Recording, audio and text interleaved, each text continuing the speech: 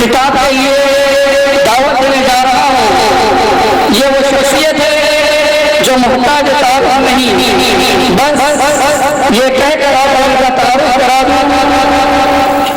محدث زکن کے باغباں کا یہ وہ پھول ہے جنہوں نے اپنے علم کی خوشبو سے نہ کہ حیدرآباد بلکہ ساری دنیا کو معطر کر دیا ہے. میری مراد حضرت العلامہ مولانا ضیاء ملت، ضیاء اہل سنت، عالم جلیل مفتی سید شاہ ضیاء الدین نقشبندی قادری صاحب مدیح اللہ العالی سے میں ادباً التماس کروں گا کہ وہ ہمیں ان نور خدا سے ہمارے دلوں کو منور فرمائے. جناب صدر قصیدہ مدثر جناب مولانا محمدی عبدالقادر بن عرفان بلسہ صاحب، زیر انتظامیہ جلسہ عبدالرحمن بن عرفان بلسہ صاحب سے خواہش کروں گا کہ مولانا کی خودکشی فرمائیں اور شال پوشی فرمائیں.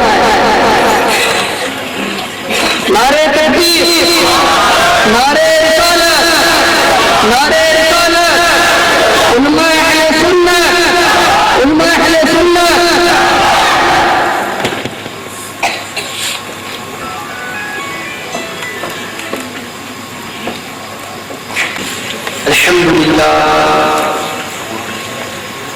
الحمد لله رب العالمين، والصلاة والسلام على حبيبه سيد الأنبياء وأشرف المرسلين وعلى آله الطيبين الطاهرين وأصحابه الأكرمين الأفضلين وعلى من حفظهم وتبعهم بإحسان أجمعين إلى يوم الدين. أما بعد، أعوذ بالله من الشيطان الرجيم.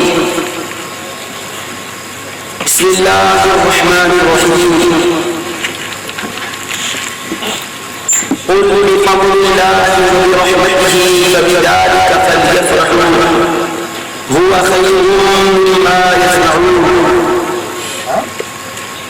وقال تعالى في شأن حبيبه الكريم: إن الله وملائكته يصلون على النبي يا أيها الذين آمنوا صلوا عليه وسلموا تسليما.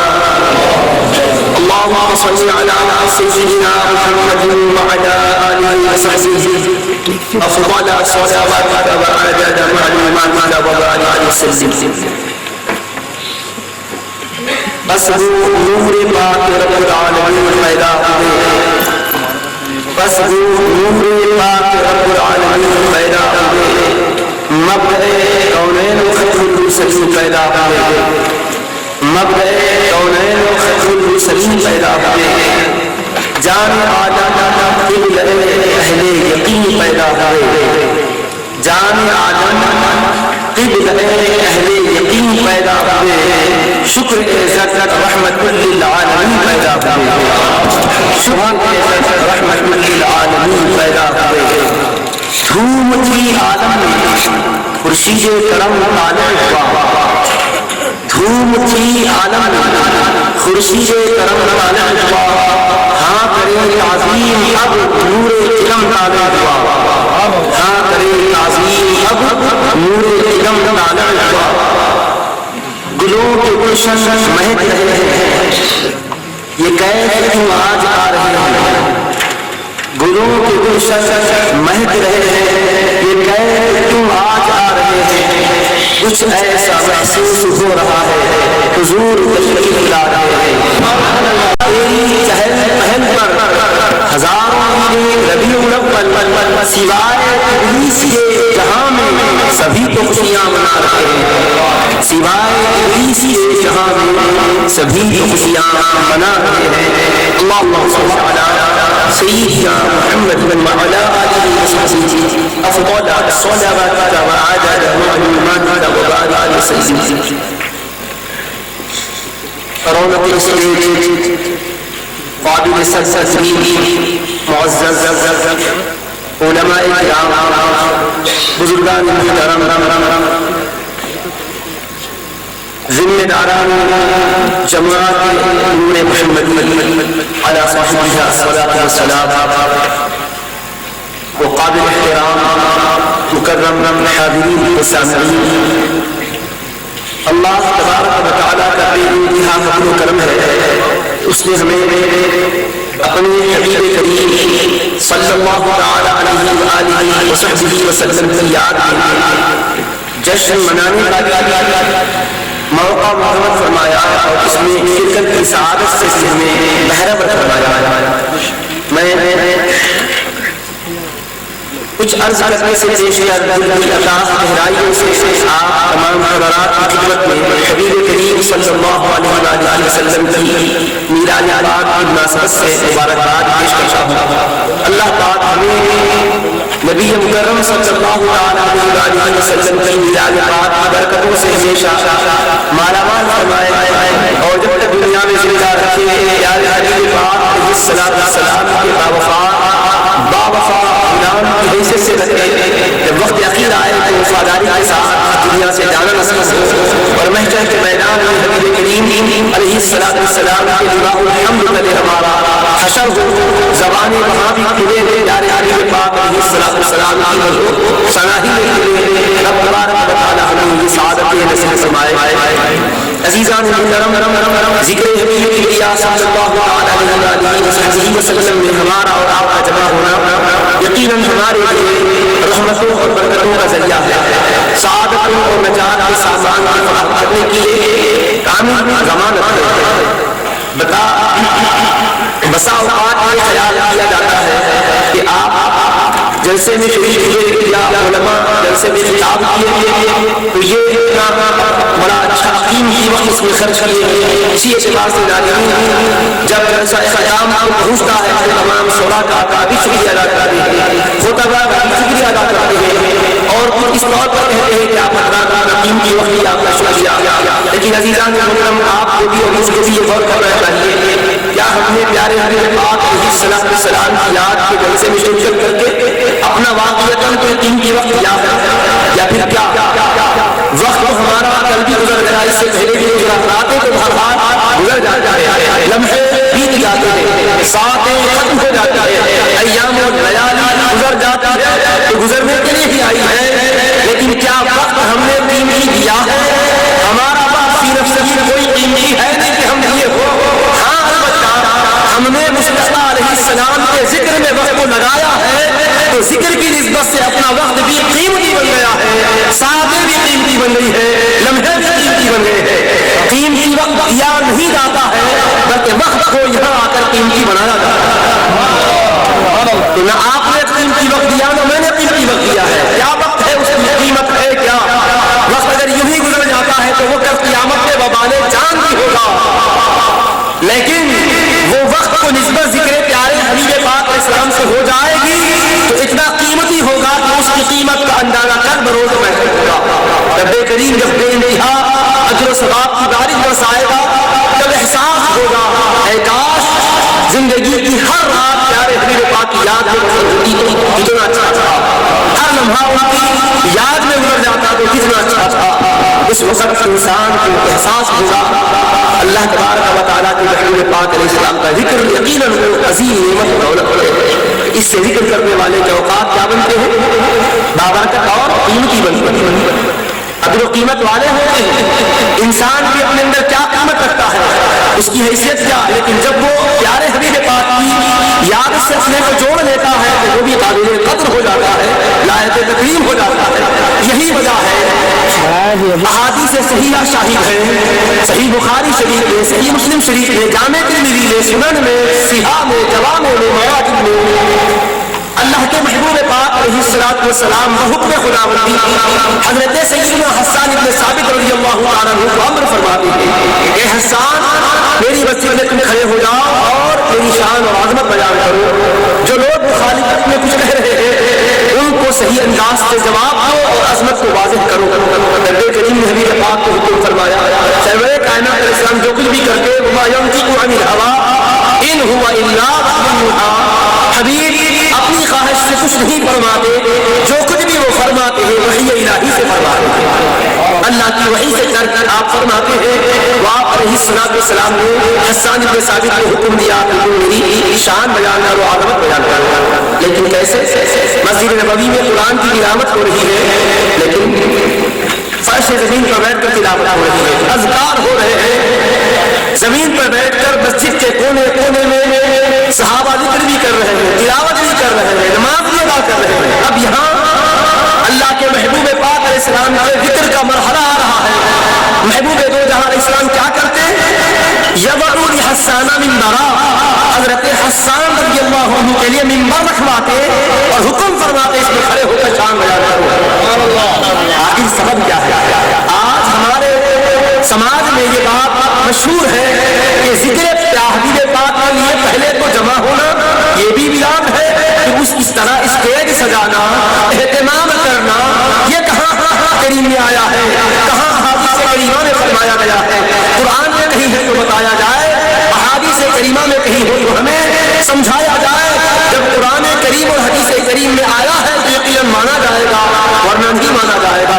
آج عام طور پر سادہ ذہنوں پر یہی محنت کی جا رہی ہے کہ جو کچھ بھی اہل سنت و جماعت اہتمامات کرتے ہیں, اجتماعات منعقد کرتے ہیں, چاہے میراج پاک کے حوالے سے ہو یا معراج پاک کے حوالے سے ہو, معجزات اور کمالات و خصائص کے حوالے سے ہو, مختلف نسبتوں سے جو بھی کرتے ہیں یہ سارے کے سارے جذبات محبت میں کر رہے ہیں, مگر اس کی کوئی دلیل کتاب و سنت سے نہیں ملتی.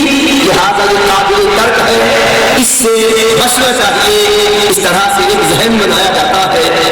اللہ کا شکر ہے کہ سعادت مند تو ہر دور میں ایسے رہتے ہیں کہ ایسی باتوں کی کبھی پرواہ نہیں کرتے, توجہ نہیں کرتے, مگر ہم میں کے لیے بھولے بھالے لوگ جن کو اپنے مذہب کا صحیح نہیں ہے, اسلامی تعلیمات کو بنیادی طور پر نہیں جانتے, ایسی باتوں کی وجہ سے کبھی تشویش کا شکار ہوتے ہیں, بے چین ہوتے ہیں, مضطرب ہو جاتے ہیں. عزیزان محترم, چونکہ یہ حضور پاک کے ذکر کی مجلس ہے, ہم یہاں اضطراب اور بے سکونی کی بات کرنے کو نہیں آئے ہیں. باتیں وہ کریں گے جس سے ہمارا جو اضطراب ہے وہ بھی دور ہو, بے سکونی ختم ہو کر ہمیں سکون بھی ملے, قرار بھی ملے. ہم چاہتے ہیں کہ اس طرح حبیب پاک کے جانشار جمع ہو کر سن رہے ہیں, وہ لوگ بھی کسی غلط فہمی کی وجہ سے دور دور ہیں, وہ بھی اپنی غلط فہمیوں کو ازالہ کر کے اپنے محبوب پاک علیہ السلام کے ذکر مبارک کی سعادتوں سے بہرامند ہو جائیں, انہیں بھی سمجھ آ جائے. ہم ہر ایک کے لیے محبت کا پیغام رکھتے ہیں, ہر ایک کے لیے ہمدردی والا دل رکھتے ہیں. پیارے حبیب پاک علیہ السلام کی سنت یہی ہے کہ پوری مخلوق سے محبت کی جائے اور انہیں راہ راست لانے کی کوشش کی جائے. ان کے لیے ایسا پیغام دیا جائے کہ ان کے ذہن حقیقت کو قبول کر لے اور مان کر وہ بھی حق کے پرچم کو بلند کرنے والے بن جائیں. عزیزان محترم, کیا ہے, کہاں ہے یہ اسٹیج, کہاں ہے یہ روشنی, کہاں ہے یہ ساری کی ساری چیزیں قرآن میں؟ اس طرح سے جب بات آتی ہے عزیزان محترم, یاد رکھیے بنیادی طور پر سمجھ لیا جائے, قرآن اور حدیث یقیناً دو اسلام کے بنیادی مصادر ہیں. یہ دو وہ اصول و ضابطے کی کتابیں ہیں کہ قیامت تک آنے والے ہر مسئلے کے لیے اسی سے رہبری ہمیں لینی ہے, اس کے سوا کوئی اور ذریعہ نہیں ہے. یہ کیا ہے؟ قرآن اور حدیث اصول ہے, اس کے اندر قوانین ہے, ضوابط ہے, بنیادی باتیں ہیں. لیکن ہر چھوٹے چھوٹے مسئلے پہ قرآن کریم میں واضح حکم کہاں ہے؟ اگر یہ پوچھا جائے اور یہی بات حق ہے جیسا کہ آج کہتے ہیں قرآن میں ہے تو بتا دوں, آج کے اسکالرس یہی کہہ رہے ہیں قرآن میں کہیں ہے تو بتا دیا جائے, نہیں ہے یاد رکھنا ہے. تو میں آپ کو ایک چھوٹی مثال دیتا ہوں سمجھنے کے لیے. ہم اگر اپنے گھر میں جیسا دیکھتے ہیں اور باقی تو ایسی صورت میں پیش آتی ہے, ایک بیٹا اپنے گھر گیا, والد کو دیکھا کہ وہ بیمار ہے, بیٹے سے وہ کہہ رہا ہے کہ بیٹے میں بیمار ہوں, ذرا مجھے دواخانہ لے چلو. ایک بیٹا تو سعادت مند فوراً تعمیر حکم میں والد صاحب کے لیے ساری لائے اور لے کر دواخانہ گئے, علاج والا جا کے گھر لائے. پھر اس کے بعد دواؤں کی ضرورت تھی, میڈیکل گئے, دوائیں لا کر پیش کیے. پھر والد کی خدمت تھی, وہ رات بھر خدمت کرتے رہے, ہر طرح سے ان کے آرام کا انتظام کرتے رہے. اور ایک بیٹا بھی آیا, اس سے والد نے کہا بیٹا مجھے دواخانہ لے چلو. وہ بیٹے کو سکھایا کیا گیا, جو بھی کرنا ہے قرآن میں ہو تو کرنا, حدیث میں واضح ہو تو کرنا چاہیے. تو وہ والد نے اپنے بیٹے سے کہا پیارے بیٹے ذرا میں بیمار ہوں, کل تمہارے بھائی لے کر گئے, آج کل کام سے گئے, بیٹا تم بھی لے چلو مجھے دواخانے کو. بیٹا بولا دیکھیے ابا جان, ایک بار बार नहीं 100 बार ले जाऊंगा, अगर कुरान की किसी आयत में अगर ऐसा हुक्म आया है मैं इनकार नहीं करता आपके हुक्म का, मगर मुझे ये बताया जाए कुरान क्योंकि इस्लामी किताब है, कानून की किताब है, अल्लाह की किताब है, सब कुछ उसके अंदर है, जरा ये बता दीजिए मुझको कि कुरान में अल्लाह ने कहा, ये फरमाया कि तुम्हारा बाप बीमार हो जाए तो तुम दवाखाना ले जाओ, दवा का इंतजाम करो, इलाज का इंतजाम करो, फिर उसके अलावा मेडिकल को जाकर दवाएं लाते रहो, खिलाते रहो, पानी पिलाओ, उनके चैन सुकून के लिए जागते रहो, मेहनतें करते रहो। अल्लाह ने फरमा दिया है एक बार नहीं रोजाना ले जाऊंगा। आज तक वो भाई ले जा रहे थे, आज से मैं रोजाना मैं ले जाऊंगा, भाई को छुट्टी दे दूंगा, मगर कुरान की आयत से मुझे बता दिया जाए, क्योंकि कुरान में है तो मानना, वरना नहीं। हमें तो समझा दिया यही यार कुरान में नहीं है, जलसे मिलाद पाक मनाना, भाई कुरान मनाएंगे हम भी, मगर कुरान में हो तो दिखा दो, सलाम खड़े होकर पढ़ना पड़ेंगे जरूर, कुरान की आयत है तिलावत करके सुनाओ, सही बुखारी शरीफ है तो बता दिया जाए, मुस्लिम शरीफ है तो बताओ, हदीस की किसी किताब में अगर ऐसा हुक्म है तो करेंगे, अगर नहीं तो फिर हम कैसे करेंगे? कुरान हदीस से हट के थोड़ी काम करेंगे। अगर यही उसूल ज़ाब्ते से इस तरह समझना है, समझने का अगर यही अंदाज है, तो मैं पूछना चाहूंगा प्यारे दोस्तों, क्या कोई ऐसा नेता भी है कि वालिद अगर ये कहे दवाखाना ले चलो तो ये पढ़कर पूछे क्या पागल कुरान में हो तो दिखाओ? अगर पूछेगा तो क्या बाप कुरान से दिखा सकेगा कि हाँ हाँ कुरान की खुदा सूरत की खुदा आयत में रब करीम ने ये फरमाया है कि बाप बीमार हो तो दवाखाना ले जाओ? आपको मैं बड़ी जिम्मेदारी से बता रहा हूँ और आपकी मैं तवज्जो चाहता हूँ, संजीदगी के साथ, बड़ी तवज्जो के साथ, मतानत के साथ आप समाप्त फरमाएं। हम क्योंकि ऐसे हालात से गुजर रहे हैं कि बहुत सारी गलतफहमियां पैदा की जा रही हैं और उसके बाद ये समझा जा रहा है कि ये अहले सुन्नत का मसलक बस ऐसी कुछ रिवाजात है, ऐसी कुछ रिवाजात है, हकीकत से इसका कोई ताल्लुक नहीं है। बाज़ लोग तो दानिश का तौर पर ऐसी बात फैला रहे हैं, कुछ लोग भोलेपन की वजह से ऐसी बातों का शिकार हो रहे हैं। खैर भोलेपन से हो या समझ बुझ के हो, हम तो ये कहना चाहते हैं कि खुले ज़हन से सुन लो, कुरान में वाज़ेह तौर पर किसी चीज का हो जाना उसके मसले के सही होने की दलील है, तो फिर मुझे ये बताओ कि माँ बाप के बीमार होने पर दवाखाना ले जाने का कुरान करीम ने कहा भी कर है।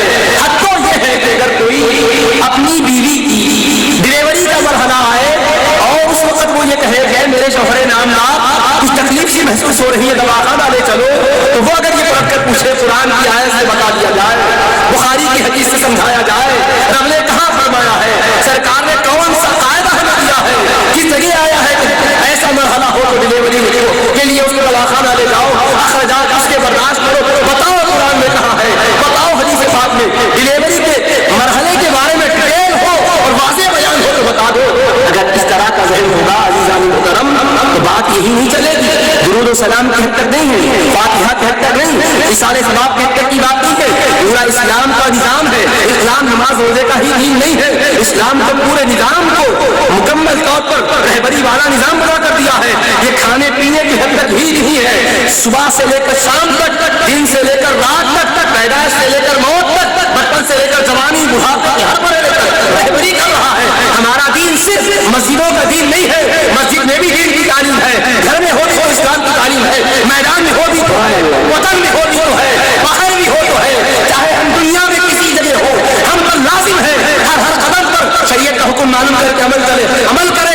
कुरान कहता है ला तहफू मा लैसा लका बिही इल्म, जिसका इल्म नहीं है कदम उसकी तरफ आगे न बढ़ा, कदम उठाने से पहले सोच ले जायज है या नहीं है, हलाल है या नहीं है।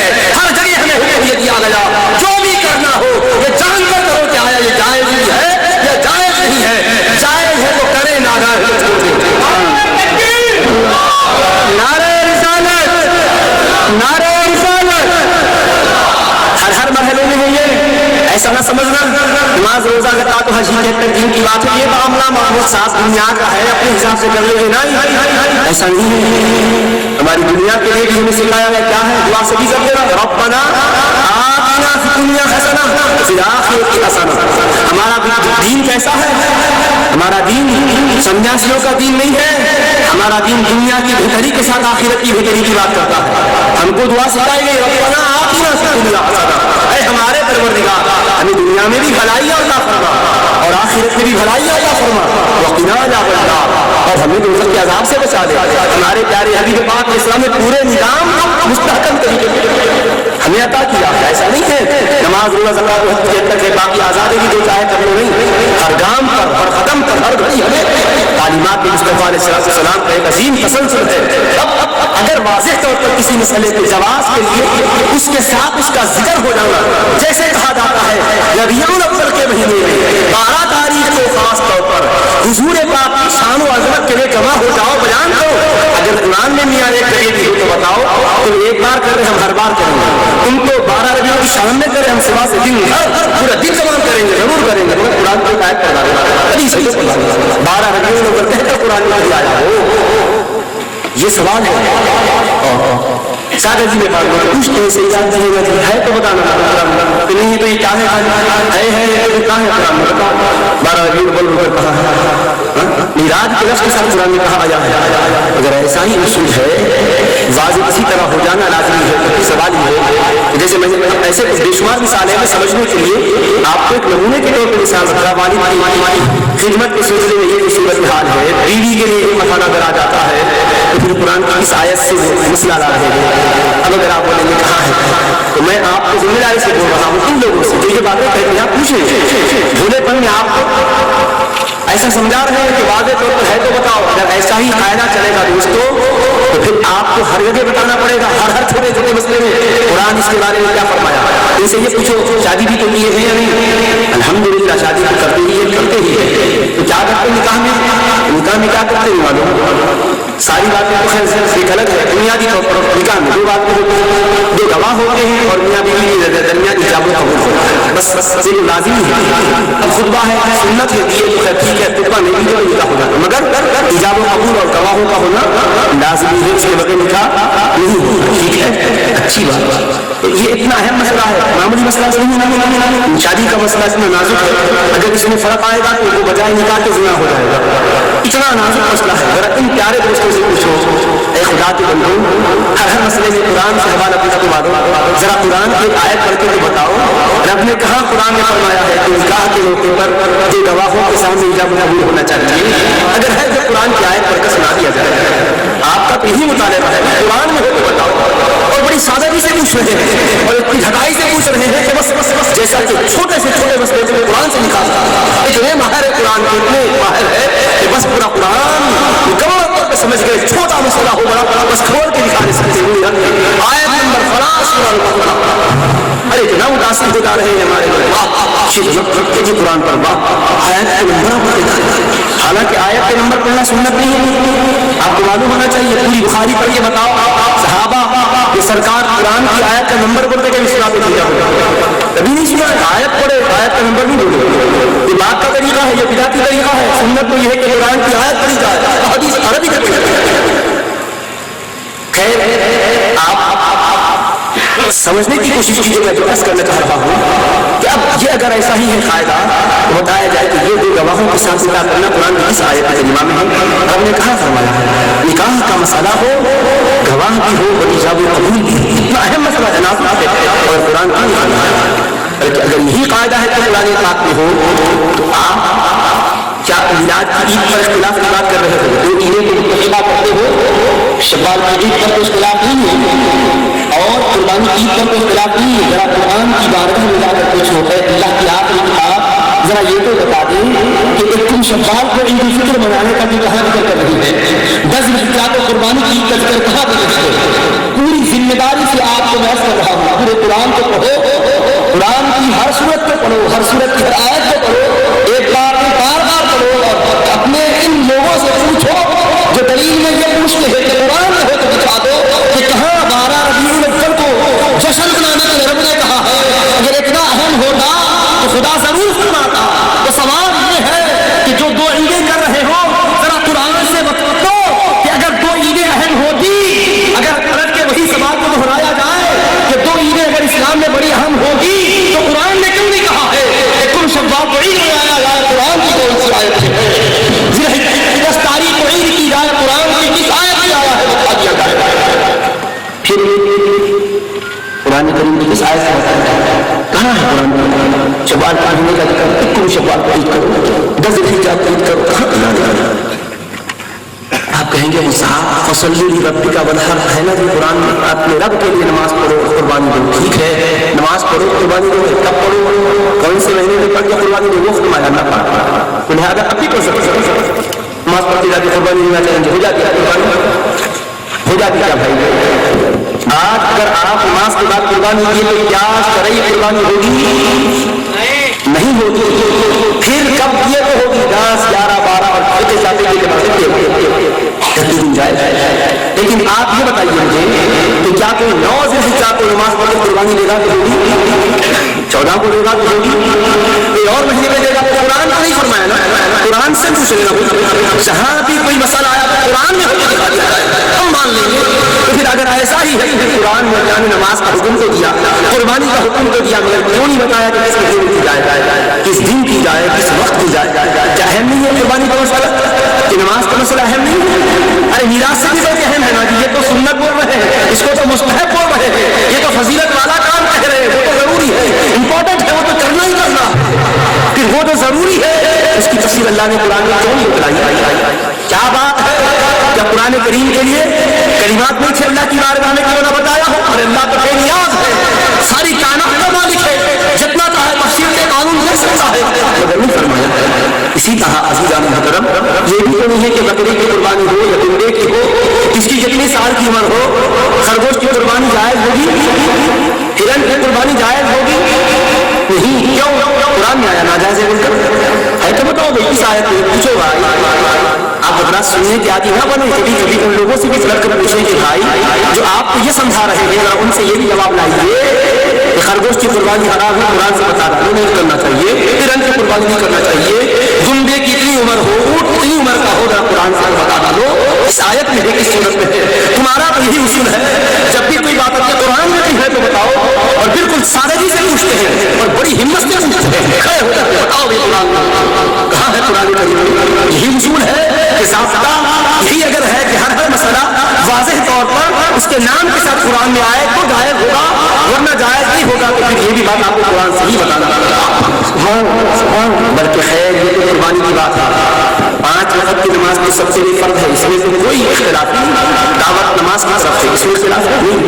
हम इख्तिलाफ की बात नहीं, नमाज की बात कर रहे हैं। ठीक है नमाज की बात, लेकिन जरा तो नमाज को भी गौर कर लो। क्या कहते हो? तकबीर तहरीमा, अल्लाहु अकबर, हाथ उठाते हुए, हाथ बांध के सना पढ़ते हैं, ताअव्वुज़ तस्मीह, अलहम्द का सूरा पढ़ते हैं, उसके बाद कोई सुराया अनाया रुकू करके सज्जा करते हैं। ये तो जरूरी चीज है, लाजिमी है। और नमाज की वो इबादत की तो सारी इबादतों से अफजल है। जमीन पर रह अल्लाह अर्श पर अपने हबीब को बुला कर वो फरीज़ा अता किया। अब इसके बारे में कुरान की इस आयत में आया है अल्लाहु अकबर कहकर हाथ उठाएगा।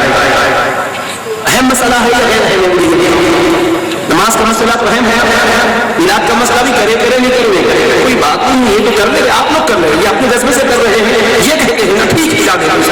अब ये मसले से पूछे जिसको करना खुदा के हुक्म से करना ही है, वो करना है।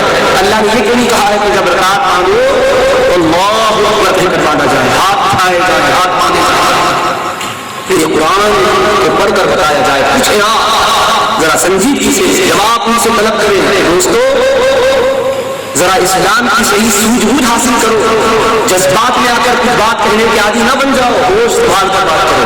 अक्लमंद वो है जो सोच कर बोलता है, बेवकूफ वो है जो बोल कर सोचता है। 2-3 किस्म के लोग होते, कुछ वो होते हैं जो सोच कर बोलते हैं, समझ कर बोलते हैं, कुछ इतने होशियार नहीं होते, वो लोग बोलते हुए समझते हुए बोलते कि क्या बोल रहे हैं, समझते हुए बोलते हैं। अगर कुछ ऐसी बात बोलते तो थोड़ी बदल के सही सलाह कर देते हैं। कुछ वो होते हैं कि बोलने के बाद समझते हैं ऐसा बोला नहीं, जो एहसास होता है गलत बोले तो माफी मांग के साफ कर लेते हैं। अब चौथे में कुछ ऐसे होते ना पहले समझते, न बोलते वक्त समझते, न बोलने के बाद समझते, बस बोल दिए ऐसा बोल देते कि बेटूकी बातें बोलते, तो वो चौथी किस्म में नहीं बनी। समझ कर बोलना, कम से कम बोलते बोलते समझना, ये नहीं हुआ तो कम से कम बोलने के बाद भी समझ लेना। अगर वो भी नहीं, खाली बस बोल दिए बस फर्ज नहीं है, नहीं ऐसा नहीं है। ये एक अक्लमंदी का तकाज़ा नहीं है, इंसाफ चाहिए। हम आपसे इंसाफ चाह रहे हैं, अदल और इंसाफ से काम लिया जाए। जिद का और हरधर्मी का तो कोई जवाब नहीं है। कोई मसला जिद से हल नहीं होता, संजीदगी से हल होता। आपकी अदालत में मैं मुकदमा रख रहा हूँ, आपको फैसला करना है, सोच करना है। ऐसी बातें करने वाले क्या सदाकत रखते हैं, क्या हक़ानियत रखते हैं, क्या उनके पास वाक़ईतन कोई हक बात है जो इस तरह कह रहे हैं? ज़ाबिता यही बनाया जा रहा है, कुरान में तो दिखाओ।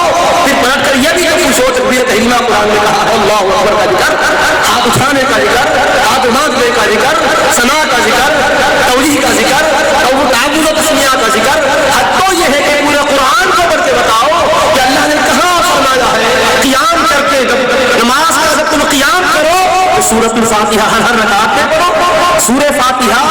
نماز میں پڑھنے پر اتفاق، بیرون نماز پر اختلاف ہے، ٹھیک ہے نماز کے باہر پڑھنا جائز ناجائز یہ مسئلہ الگ ہے، نماز میں تو ضروری مانتے ہو، اور ایک آیت تو قرآن کی پڑھ کے بتاؤ کہ خدا نے کہا ہے کہ میری بارگاہ میں نماز پڑھنے آؤ، قیام کی حالت میں ہر رکعت میں سورہ فاتحہ پڑھو، بتایا جائے قرآن کی کس آیت میں آیا ہے؟ سبحان اللہ، نعرہ تکبیر، نعرہ رسالت، نعرہ رسالت، علماء اہل سنت، علماء اہل سنت۔ اگر یہی ضابطہ یہی اصل ہے کہ واضح طور پر قرآن کریم میں اس کا حکم آ جائے، پھر ہر چیز کے الگ الگ آپ دلیل قرآن سے بنا پڑے گا۔ سورہ فاتحہ کے بعد ضمیر سورہ کو بتاؤ پورے قرآن سے کہا آیا ہے۔ رکوع کرنے کا ذکر قرآن میں ہے، لیکن اللہ اکبر کہہ کر رکوع کرے کتنا جھوٹ کیا پڑھے، قرآن کیوں بیان نہیں کیا ہے؟ تو قرآن کی آیت سے بتا دیا جائے سبحان ربی العظیم پڑھنا کہاں ہے، سمع اللہ لمن حمیدہ پورے قرآن میں کہاں ہے؟ شعور سے آپ غور کرنے کی کوشش کیجیے کہ کہاں پورے قرآن میں ہے؟ ربنا ولک الحمد حمدا کثیرا طیبا مبارکا کہاں قرآن میں ہے؟ اللہ اکبر کہتے ہوئے رکوع سجدے میں جائیں، سجدے میں 7 اعضاء زمین پر ٹکے، سجدے کے درمیان 2 سجدوں کے مابین بیٹھے التجا کرے، پھر دوسرا سجدہ کرے، سجدے کی تسبیحات پڑھے، دوسری رکعت میں کھڑے ہو جائیں، پھر قرات ہو، فاتحہ اور ضمیر سورہ ہو، پھر بدستور دوسری رکعت پڑھ کے قاعدے میں بیٹھے التحیات پڑھے، درود ابراہیم پڑھے، دعائیں معصومہ پڑھے، حد تو یہ ہے کہ ختم کے وقت السلام علیکم ورحمۃ اللہ کہہ کر سلام کے ساتھ نماز کو ختم کرے۔ کہاں قرآن میں آیا ہے؟ کس آیت میں آیا ہے؟ اب نماز تو ایک اہم اور بنیادی فریضہ ہے، ایمان کے بعد جس کا درجہ اور رتبہ ہے، اتنی اہم چیز میں فجر ظہر عصر مغرب عشاء کی بات نہیں کر رہا ہوں، فرض و واجب و سنت کی بات نہیں کر رہا ہوں، صرف 2 رکعت نماز کا بیان پورے قرآن سے ثابت کر کے بتا ڈالو کہ کہاں رب نے فرمایا ہے۔ سبحان اللہ، سبحان اللہ۔ ضابطہ یہی ہے، قرآن بھی ہو تو بتایا جائے، میلاد کے ہر 10 جزیے پر پوچھتے ہو، قرآن سے شروع کرتے ہو، نعت پڑھتے ہو، حمد و نعت پڑھتے ہو، پھر اس کے بعد خطاب ہوتا ہے، تقریر میں سلام ہوتا ہے، ایسا ہی ہے کہ قرآن سے دکھایا جائے، قرآن سے بتایا جائے۔ جب یہی ہے اس کے ہر مسئلے سے قرآن کی دلیل چاہتے ہو ہر مسئلے پر، تو یہ تو پھر بھی مستحب درجے کا عمل ہے، یعنی کرے تو ثواب، نہیں کرے تو کوئی گناہ نہیں، پر نماز تو کرنا ضروری ہے، کرے تو گناہ نیکوکار ہوں گے، نہ کرے تو گنہگار ہوں گے، ماننا ضروری ہے، انکار کرے تو اسلام سے خارج ہو جائیں گے۔ اتنی اہم عبادت ہے، خدا کا کلام ہے، صبح قیامت تک آنے والوں کے لیے ہدایت کا ضمانت دینے کا پورا انتظام رکھتا ہے۔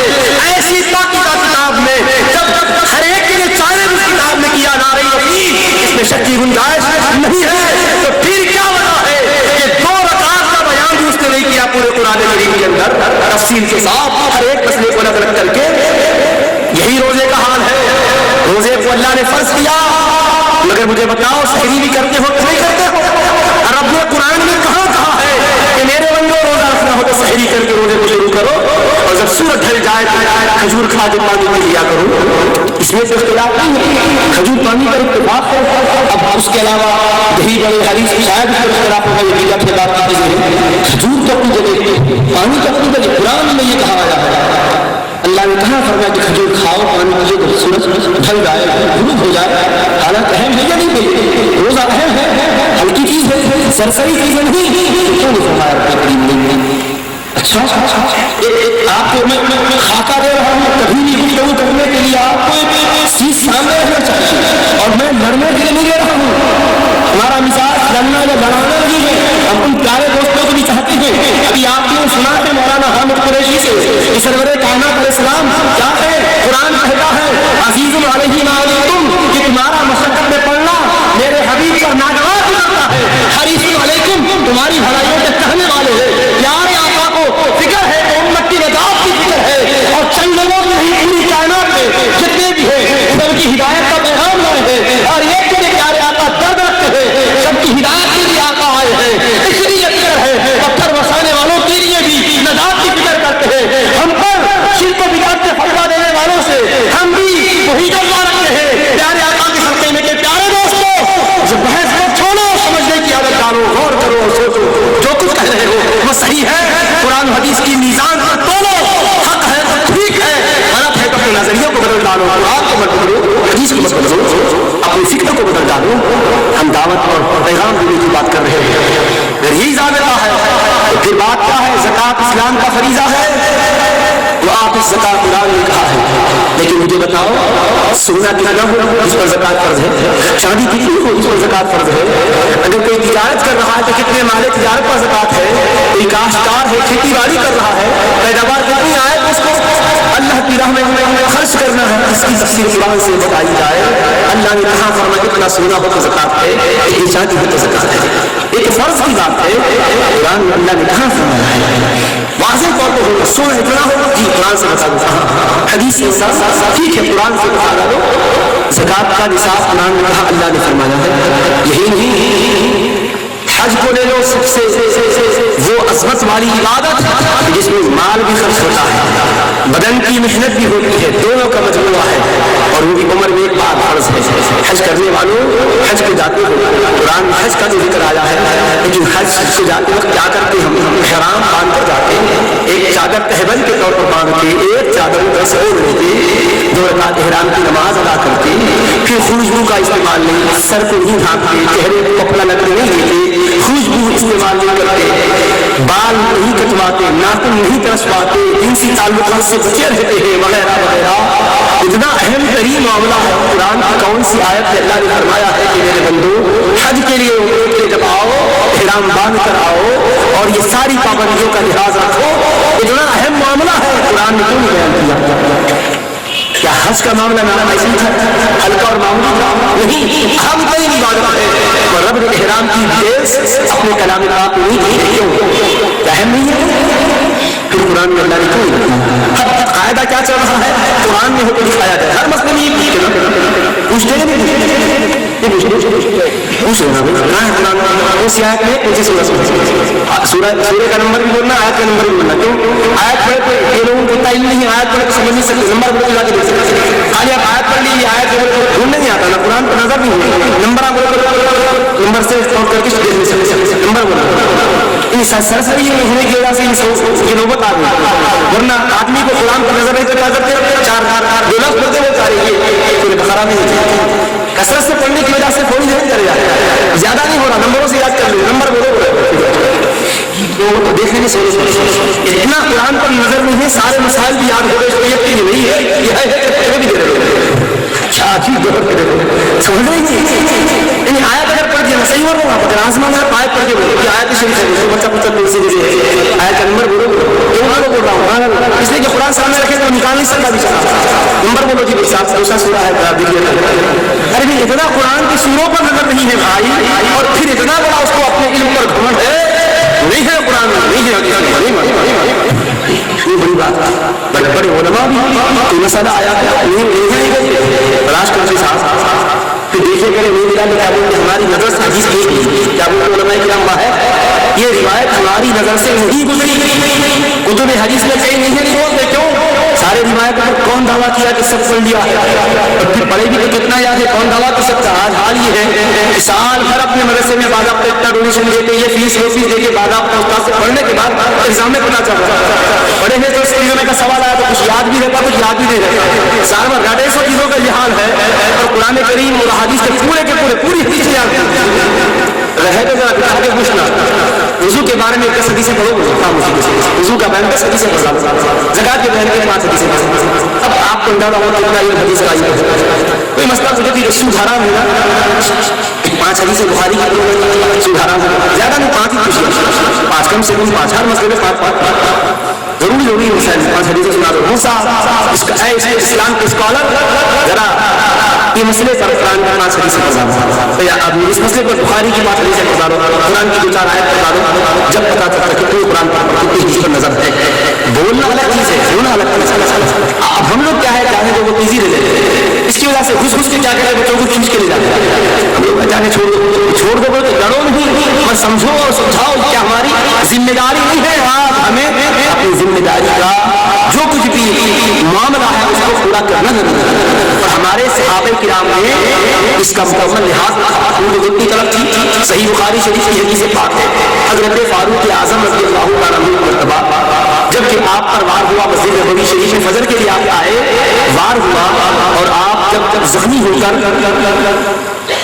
لیٹ گئے تو آپ کے پاس قریب آیا، دیکھ کر کہا کہ اب یہ ایسا زخم ہے کہ آپ دنیا میں اب نہیں رہیں گے، آپ کا وصال ہو جائے گا ضرور اس سے، اب وصیت کر دیجیے امیر المؤمنین۔ آپ وصیت کرنے لگے۔ اسی درمیان ایک انصاری صحابی آئے، جوان تھے، اور آپ سے آ کر کہنے لگے امیر المؤمنین آپ فکر کیوں کرتے ہیں؟ خدا نے آپ کو کتنا اونچا مقام دیا کہ آپ کے دور میں اسلام کہاں کہاں نہیں پہنچا، آپ کو اونچے مرتبے ہیں۔ وہ خوشخبری سنانے لگے، مڑ کے جب جانے لگے تو حضرت فاروق اعظم نے ان کو دیکھا، دیکھیے بخاری شریف حدیث ہے، دیکھا ان کو اور کہا یبن اخی، جبکہ آپ دنیا سے رخصت ہو رہے ہیں مگر طلب ہے تو امت کی بہتری کی طلب ہے، ذمہ داری کا احساس ہے، ہم غلام حبیب پاک علیہ السلام ہیں، ہماری فکر یہ کہ ہمارے بھائی کو صحیح راستہ مل جائے۔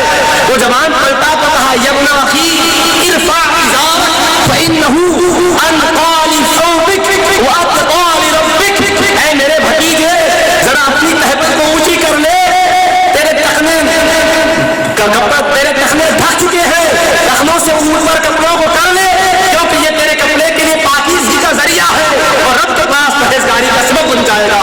ذرا تہبت کو ٹھیک کر لے۔ جان ہے دنیا سے، وصیت ہو رہی ہے، دنیا چھوڑ رہی ہے، میں اس وقت بھی فکر ہے کہ جو میرے پاس آگے جا رہا ہے اس کی آخرت اچھی ہو جائے، دنیا بھی سمجھ جائے آخرت بھی سمجھ جائے۔ سبحان اللہ، سبحان اللہ، نعرے تکبیر، نعرے رسالت۔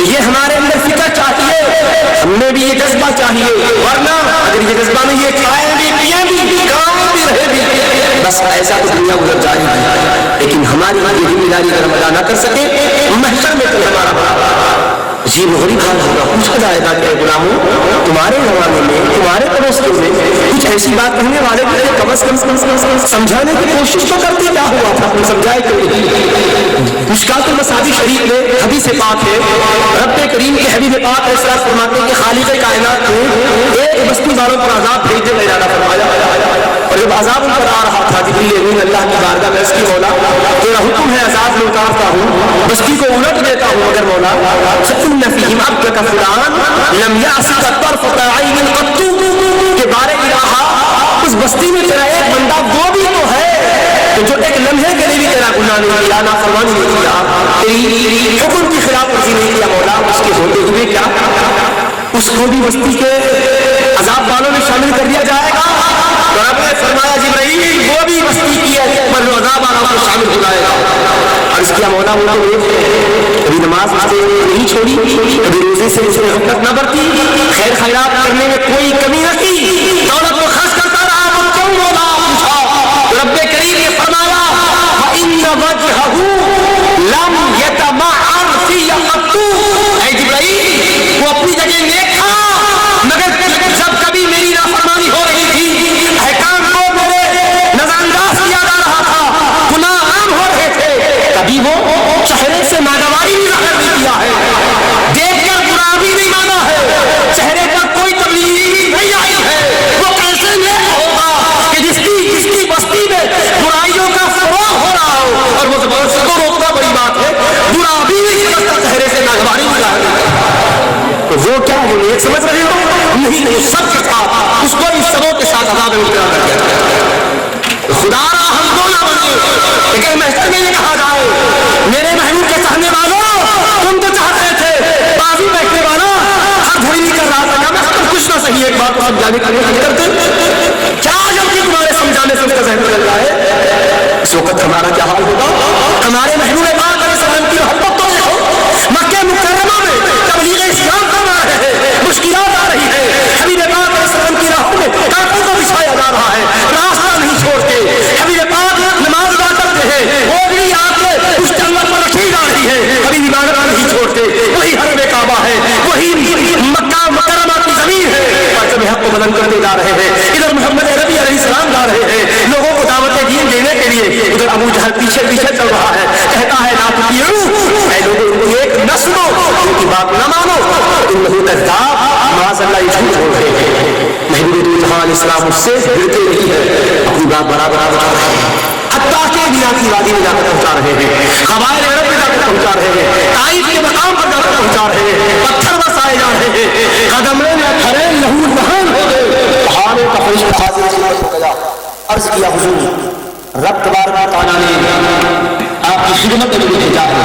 آپ کی قوم نے بے ہمیشہ آپ کو ستایا، آپ کے قلب نازک کو صدمہ پہنچایا، اور یہ آپ کے مبارک قدموں سے بہ رہا ہے محبوب، آپ کے مبارک جوتے شریف خون سے تر بتر ہو چکے ہیں۔ اب رب نے فرمایا کہ میرے فرشتے پہاڑوں پر تو معمول ہے جانے محبوب کی بات تھی، ان سے عرض کرنا اگر وہ اجازت دیں تو دو پہاڑیوں کو ایسے فہم ملا کہ درمیان کے سارے کفار قوم کو تباہ و تارات کر رہا ہے۔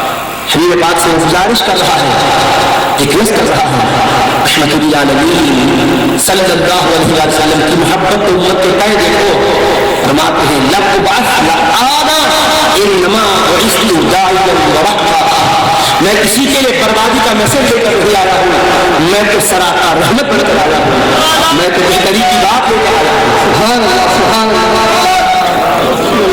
اور حبیب پاک علیہ السلام کے مقدس جملوں کو دیکھو، صحیح بخاری میں آقا فرماتے ہیں مجھے امید ہے اگر یہ لوگ نہ سمجھے تو میں مایوس نہیں ہوں، خدا ان کی نسلوں سے ایسوں کو اٹھائے گا جو خدا کی وحدانیت کو مان کر میری رسالت کو اپنے دل میں اس کی اہمیت کو بسا کر اسی کے دین کا کام کرنے والے ہوں گے۔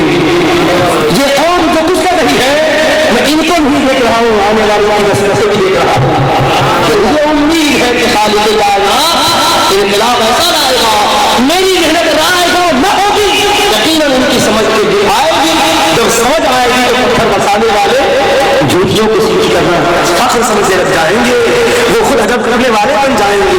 اور حبیب پاک علیہ السلام نے فرمایا جہالت کی وجہ سے یہ کر رہے ہیں، کیا فرمایا لا یعلمون فإنهم لا یعلمون، اس لیے کہ یہ علم نہیں رکھ کر رہے ہیں، حالانکہ وہ لوگ اپنے کو بڑا علم والا سمجھتے تھے، اللہ کے حبیب کے مقابل میں کہ اپنے کو جاہل سمجھتے، بہت زیادہ ہمارے پاس تعلیم ہے سمجھتے تھے، مگر وہ تعلیم نہیں ہے کہ جس کے ذریعے سے حضور کی عظمت معلوم نہ ہو، علم نہیں ہو، جہالت ہے۔ کہا جہالت میں نادانی میں کر رہے ہیں، جب پردہ اٹھے گا بات سمجھ میں آئے گی تو پھر وہی لوگ پرچم کو آگے بڑھانے والے ہوں گے۔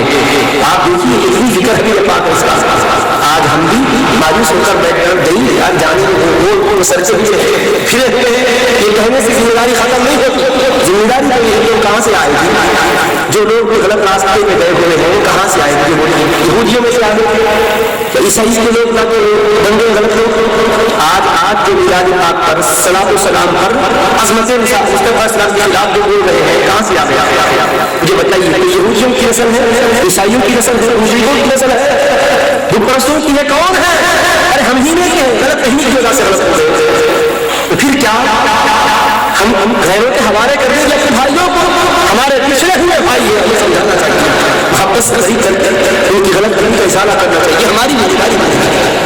اگر سمجھ میں نہ آئے تو الگ بات ہے، ہم کو تو آخری حد تک کوشش تو کرنی ہے، اور اس وقت میں رکھ رہا ہوں بہت ہی سنجیدگی کے ساتھ آپ کی توجہ کرتا ہوں، اور کریں عام انداز کی میں نہیں کر رہا ہوں، کچھ آپ کو ایک اسلامی قانون کو، اسلامی لا کو سمجھنے کے لیے مدد ملنے والی بات کر رہا ہوں۔ بات کریں کہ قرآن سے بتا دوں، یہ ذہن میں ہے کہ وہ یہ سمجھ رہے وہ لوگ کہ حقیقت میں ہر مسئلے میں شاید قرآن میں کھلا بیان آتا ہوگا، یہ سمجھے وہ لوگ اسی لیے پوچھ رہے ہیں، ورنہ ان کا کیا قصور ہے؟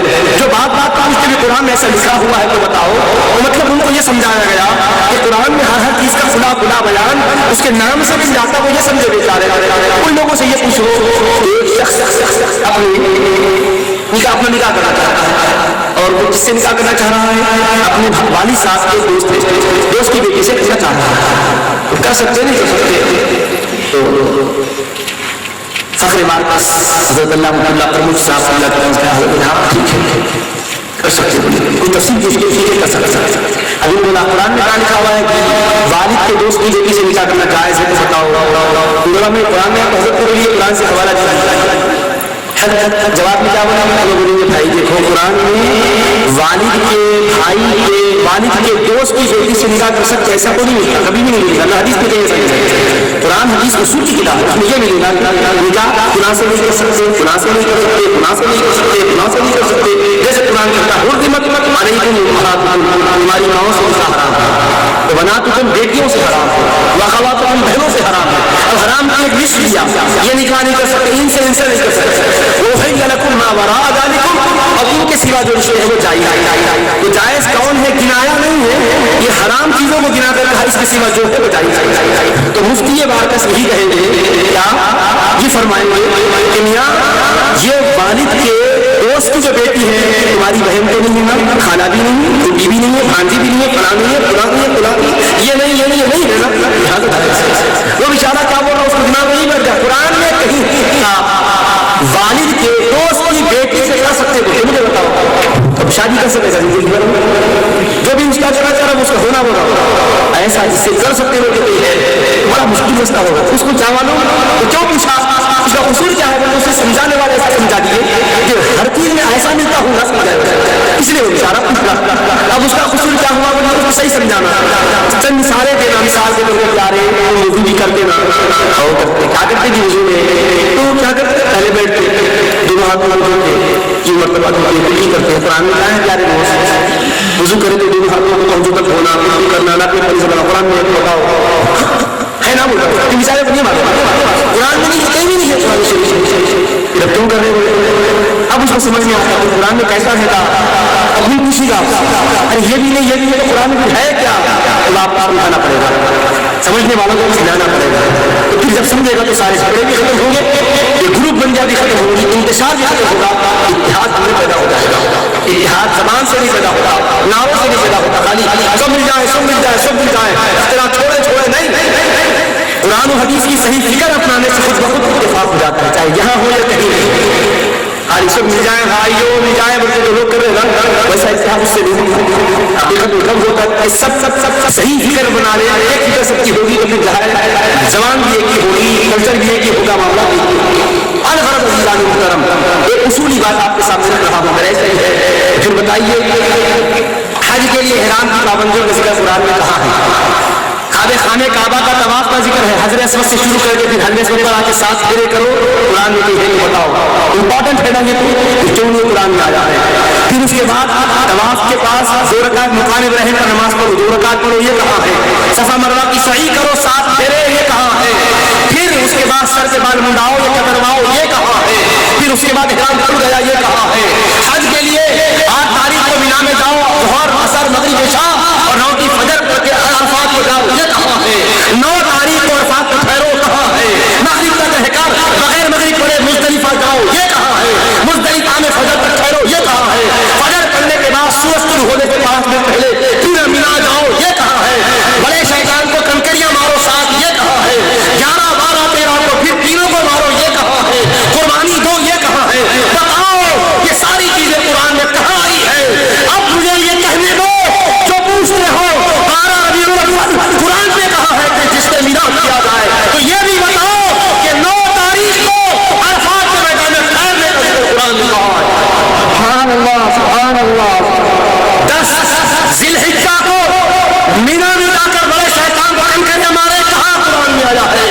ارے وہ تو فرض ہے. اگر 9 تاریخ کو کوئی عرفات کو نہیں ٹھہرا، چاہے اس کے بعد 100 دن تک کیوں نہ کھڑے ہونا ہے، ایک ظاہر مسئلہ ہے. پھر کیا وجہ ہے کہ روز قرآن نے اس کو نہیں بیان کیا ہے. تو کیا قرآن ناقص ہے؟ کیا قرآن ادھوری کتاب ہے؟ نہیں، وہ کامل کتاب ہے. پھر سب کا اس کے اندر بیان ہے، ہر چیز کو اللہ نے بیان کیا. پھر یہ کیوں نہیں فرمایا 9 ذی الحجہ کو یہ کیا جائے، 8 کو یہ کیا جائے. مناسک کی پوری تفصیل دنوں کے ساتھ ٹائموں کے ساتھ کیوں نہیں بیان کی. فجر کا وقت، ظہر کا وقت، عصر و مغرب عشاء کا وقت، ساری تفصیل اول آخر کی کیوں نہیں بیان کی ہے. زکات کی مقدار کیوں نہیں بیان کی ہے. روزے کی پابندیاں کیوں تفصیل سے نہیں بتائی ہے. سود کی تفصیلات کیوں نہیں کی ہے. رحم کھانے کے سارے اصول کیوں نہیں بتائے ہیں. میاں بیوی کے تعلقات کی ساری باتیں کیوں نہیں بتلائی ہے. تجارت کے اصول کیوں نہیں سارے کے سارے دیے ہیں. شیئر بزنس میں جائز کون سی شکل ہے، ناجائز کون سی ہے، یہ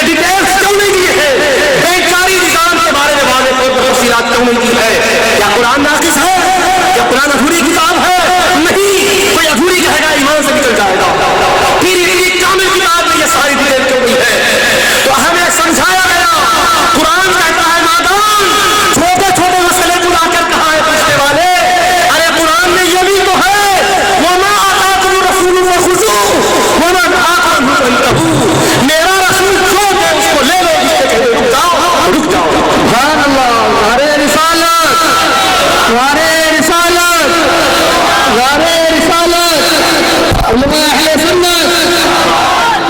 تو قرآن کریم میں ہر چیز کا بیان ہے. اس میں یہ بھی ایک بیان ہے کہ حبیب جو دے اس کو لے لو, جس سے منع فرما دے اس سے رک جاؤ.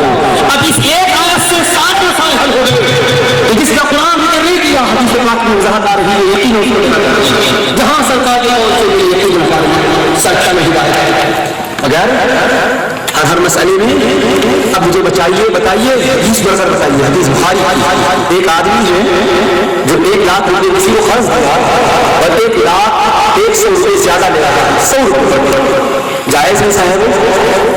کیا فرماؤ گے؟ حرام ہے مسئول ہے؟ ذرا حدیث پر سے بتاؤ. بخاری شریف کون سی حدیث میں اللہ کے محبوب پاک نے سامنے فرمایا 1 لاکھ روپے دے کر 100 روپے قرض کے طور پر اضافہ لیا؟ بخاری سے میں پوری بخاری نہیں سیاہ سچا سے چیک کر رہا ہوں. بتاؤ سیاہ بتاوے کہاں آقا نے یہ فرمایا ہے قرض دے کر اضافہ لیے سود چکا ہے؟ یہ سود ہے یا نہیں ہے؟ سیاہ سچا سے بات کے دلیل دینے والوں یہ تو ناجائز چھوٹا مسئلہ تو نہیں, اتنا اہم مسئلہ ہے. حلال و حرام کی بات ہے. کہاں اللہ کے حضور صحیح بخاری, صحیح مسلم, جامع ترمذی, سنن ابو داؤد, سنن نسائی, سنن ابن ماجہ کتابوں میں جامع ہے. صحیح میں رکھ لگانے والے سوچو اگر اسی میں ہونا نہیں ہو جاتا اس کے جائز یا ناجائز کی پھر اس مسئلے کے لیے قرآن کی آیت پڑھ کے بتاؤ یا کم از کم سیاست کی حدیث بتاؤ. کیا بات ہے, کیا فائدہ ہوگا؟ کہاں ہے یار حبیب پاک علیہ السلام سے کس دشا سے سمجھو گے؟ تو کیا مطلب اللہ کے پیارے حبیب پاک علیہ السلام کی تعلیمات, قرآن کی تعلیمات اصول و ضابطے دیتے ہیں. جیسے میں نے پہلے ایک مسئلہ اٹھایا تھا, ایک باپ اپنے بیٹے سے کہے میرے پیارے بیٹے مجھے دواخانہ لے جا. فرما بردار بیٹا یہ کہہ کے کہنے لگے نئی تعلیم پانے والا ابا جان ایک بار میں 100 بار لے جاؤں گا, ذرا قرآن سے پڑھاؤ. تو باپ کون سی آیت پڑھ کے بتائے گا؟ حدیث سے بتاؤ. بخاری کی حدیث سے بتا سکو گے کہ باپ بیمار ہو کے لے جایا جائے؟ کیا بات ہے, کہاں سے بتائیں گے؟ تو اب ہم قرآن سے بتائیں گے, ہم بتائیں گے. کیا فرمایا اللہ؟ اصول بتاؤ. اللہ نے فرمایا فلا تقل لهما اف, اے بیٹے جب تیرے ماں باپ بڑھاپے میں پہنچ جائیں تو اف بھی مت کہنا. قرآن کیا فرمایا؟ اف بھی مت بولو. فلا تقل لهما اف, اف بھی مت کہو. اپنے ماں باپ کا رب کرو, اف بھی مت بولو, اف مت کہو. فرمایا بیٹا اپنے باپ کو گالی دے رہا ہے, آپ بولے رہے ہیں باپ کو گالی کیوں دیتے ہیں؟ قرآن میں ہے, قرآن میں ہے, چلو بولو بولو ہے تو بتا دو. باپ کیا کیا؟ بوڑھے والد کو گھر سے باہر نکال دیا. بستی والے سمجھا رہے ہیں ان کو خل ہے کچھ تو والد صاحب کو گھر سے نکالتے ہیں, ٹھیک ہے بھائی نہیں نکالتے. قرآن کی آیت نہیں بتاؤ جی اللہ تعالیٰ کب فرمایا باپ بوڑھے ہو گئے تو گھر سے مت نکالو؟ ہے تو آؤ تمہیں بھی مان دیتا ہوں. اگر یہی فائدہ ہے تو پھر آپ مجھے بتاؤ کون سی آیت بتائیں گے بیٹا باپ کو گھر سے باہر نکالیں اور آپ اسے مت نکال کے کہے بخاری کی حدیث بتاؤ, قرآن کی آیت بتاؤ, آپ کون سی آیت کہیں گے؟ اس پر گالی گلوچ نہیں کرنا, نہیں قرآن کی کون سی آیت کہیں گے؟ باپ کو نہیں مارنا, کون سی آیت کہیں گے؟ والد بیمار ہو جائے تو دواخانے کو لے جانا, رات بھر اگر والد جاگتے ہیں تو جاگتے رہنا, ان کا خیال کرنا, کون سی آیت نہیں کہ جو کچھ بچے ہمارے کر رہے ہیں میلاد نہیں کرنے والے روزوں خدمت کر رہے ہیں, بتاؤ پیارے دوستوں کس بیس پر کر رہے ہو؟ کیا جواب دیں گے؟ ہم جواب دیں گے. اس کے لیے قرآن نے قانون دیا. قرآن کیا دیا؟ قانون. کیا ضابطہ دیا؟